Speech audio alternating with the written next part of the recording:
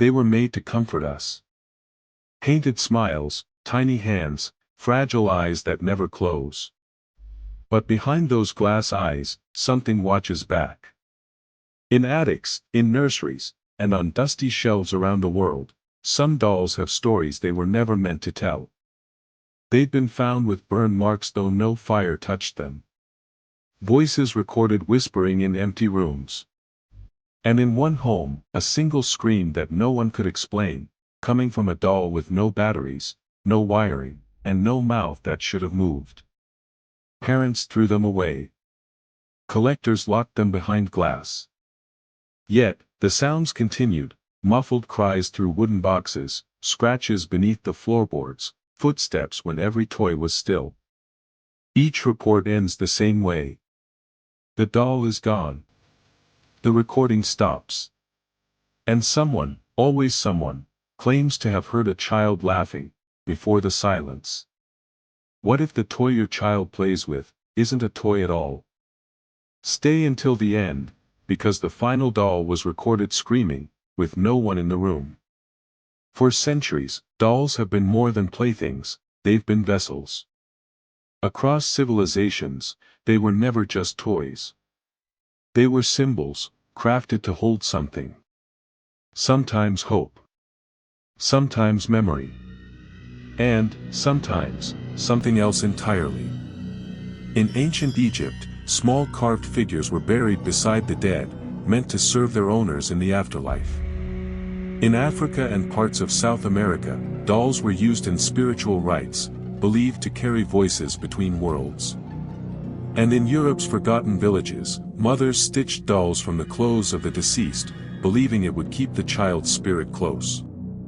But some believed these vessels could be claimed, not by love, but by something waiting to be heard. Even today, in private collections and sealed museum cases, there are dolls people refuse to touch. Each one is said to have a presence, something that reacts when it's watched, or when the lights go out. Paranormal investigators call them haunted objects. Psychologists call them projections of fear. But to those who've lived with them, the ones who've heard the whispers, the crying, the screams, they call them something else, alive. Tonight, we'll open 3 of their stories, each documented, each verified by those who swore they'd never speak again. The first, a doll that brought an orphanage to ruin in 1889, hidden beneath London's fog. The second, a child's toy from 1996, that recorded its own scream. And the third, a forgotten toy found in an abandoned hospital room in Japan, where even silence wasn't safe. These are the dolls that scream at night. London, 1889. The air was heavy with smoke and soot, the streets wet with the kind of fog that made even gas lamps seem to drown in their own light. On the corner of Brookmere Lane stood a brick orphanage, gray, cold, and quiet. A place filled with the sound of coughing children and the creak of wooden floors. The headmistress, Margaret Holloway, was known for her strict kindness. She had lost her own child years before, a loss that aged her before her time. One afternoon, she returned from the market carrying a small parcel wrapped in brown paper. Inside was a doll, porcelain, finely dressed, its eyes painted the color of storm clouds.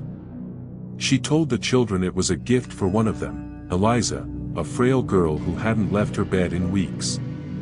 Eliza clutched the doll from the moment it was placed in her arms. She called it Clara. That night, the halls were quiet.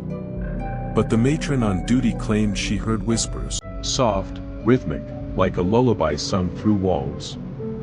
At first, the staff thought it was Eliza talking in her sleep. Until they realized the voice was coming from beneath her bed. By morning, Eliza was smiling again. She told the other children that Clara had promised to make her better. But as days passed, other things began to happen.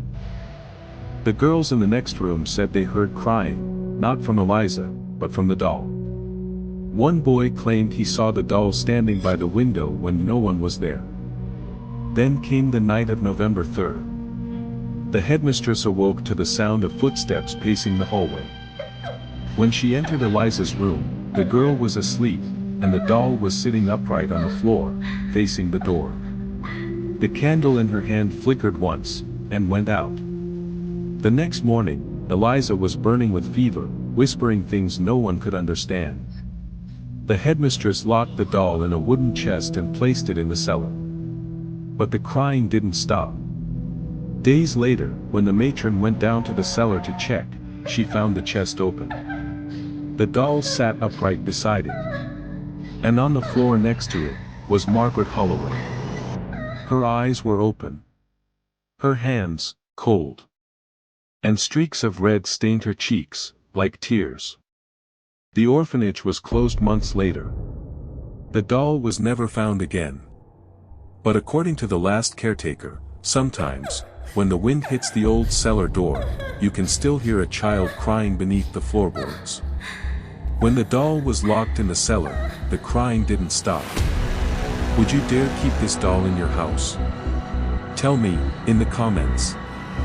On their first day unpacking, Emily disappeared upstairs. They found her in the attic, sitting cross-legged on the floor, holding a doll. It was old, porcelain skin, blue dress faded to gray, one eye clouded white. On its back, a small slot for batteries and a voice box that hadn't worked in decades. Emily called her Amy. At first, it seemed harmless. The doll sat beside her at dinner, by her bed, in the car. But by the third night, the house began to change. Around 2 a.m., the mother woke to the sound of crying. At first, she thought it was Emily. But when she opened her daughter's door, Emily was asleep, and the crying came from the center of the room. From the doll. The father removed the batteries, thinking it was a faulty speaker. But when he did, the voice box inside the doll clicked, as if something was still moving inside. That same night, Emily woke up screaming. She said the doll had been talking to her. She said it used her name. The next morning, they placed the doll in a box and locked it in the basement. But the recordings tell a different story. 2 nights later, the father, an audio technician, left a tape recorder in Emily's room, hoping to catch the sound for proof. At exactly 3:11 a.m., a loud shriek filled the house. Not a mechanical sound. Not static. A scream. Long, human, terrified. When they played the tape back, every person in that house swore the scream belonged to Emily. But she was asleep in their bed the entire night. Local police dismissed it as tampering. A paranormal team claimed it was energy imprinting, the doll capturing the emotion of something that once lived. A toy manufacturer said the voice box malfunctioned. Yet no one could explain how the voice matched Emily's exactly. Terrified, the family contacted a local priest. On May 14th, they attempted to destroy the doll, burning it in the backyard. But as it melted, the tape recorder on the table beside them began to roll on its own. They played it back once. Just once. And between the static, a single whisper could be heard. The family moved out 2 weeks later. The house was sold without record of the incident. To this day, the tape remains in evidence storage, sealed, unplayed, after one officer claimed to hear crying from inside the box. If you've ever heard a toy speak when it shouldn't, hit the like button. You're not alone. In the summer of 2011, 3 friends, university students from Tokyo, traveled to Saitama, Japan. They were urban explorers, young, curious, and obsessed with filming the forgotten places that time had abandoned. Their last upload was titled simply, Room 23. The building was an old children's hospital, closed since the late 1980s. Locals said strange sounds came from the upper floors at night, crying, doors slamming, and sometimes, laughter. But the explorers didn't believe in ghosts. They came for the footage, proof of what was left behind. The first hour of the video shows nothing unusual. Empty corridors, shattered windows, medical charts still pinned to the walls. Then, at 1:13 a.m., the lead explorer opens a door marked Room 23. Inside, rows of cribs coated in dust. Toys scattered across the floor, faded blocks, broken mobiles, a rusted wheelchair. But in the center of the room stood a small chair. On it sat a doll. White porcelain face, black hair tied with red ribbon. No eyes, just hollow sockets where glass should have been. The footage shows one of the explorers kneeling beside it, laughing nervously. He lifts it to inspect the back, no batteries, no wiring. He turns it over once, and for a moment. The doll's mouth moves. No one in the room hears it. But the camera's microphone does. At first, the sound is subtle. A whimper, almost mechanical. But seconds later, it changes. It becomes a scream, short, sharp, and close. The explorers panic. Their flashlights flicker. In the footage, one voice says in Japanese, "Did you hear that?" The others reply that they heard nothing. They run. The footage becomes chaotic, hallways, stairs, doors slamming in the distance. Yet through the camera, the screams continue, echoing behind them, growing louder. At the bottom of the stairwell, the camera drops. The last 30 seconds of footage are silent. Then, the doll moves. It turns its head, slowly, toward the fallen lens. Its mouth opens wider than any human could. The feed cuts out. 3 days later, police found a camera at the entrance of the building. The explorers were never found. Forensics confirmed the footage was authentic. No visual effects, no edits, no tampering. But the audio contained something unexplainable. Layers of screaming, 3 distinct voices, and a fourth one, belonging to a child. Some say the hospital once cared for children who died during an outbreak. Others believe the doll was made from the hair of one of them, a common practice in pre-war Japan. But whatever the truth is, Room 23 remains sealed. The police padlocked it the day they reviewed the tape. Do you believe this footage is real?